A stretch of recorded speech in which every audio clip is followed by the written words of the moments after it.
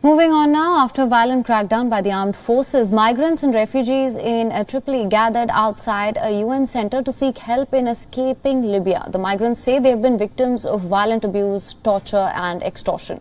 Armed forces in Tripoli began mass arrests a week ago. Over 5,000 people were detained in overcrowded detention centers, and on Friday, in one of these centers, guards killed 6 migrants after overcrowding led to chaos. Here's a report. Sleeping on the pavement, some wounded and all hungry. Hundreds of migrants and refugees sought help outside a United Nations centre in Libya's capital on Sunday. A week ago, armed forces in Tripoli began what aid groups call a violent crackdown. At least 5,000 migrants were detained in a series of arrests and killings.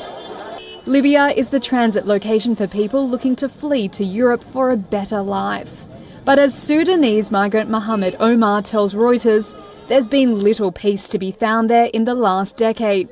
And he says refugees face discrimination, abuse and worse. Immoral practices like beating, imprisonment and subjection to torture. As refugees, we should be protected by all means. The Libyan state and government is unqualified in protecting refugees, especially those with black skin who face racism and pressure more than they should. On Friday, guards in a migrant detention centre killed at least 6 people, as overcrowding led to chaos, prompting many to flee the area.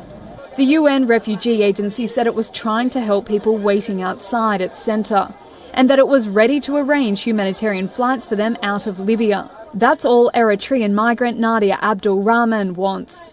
After a gang killed her husband, she was arrested last week in a migrant clampdown. We only want one thing, and that is to not live in Libya.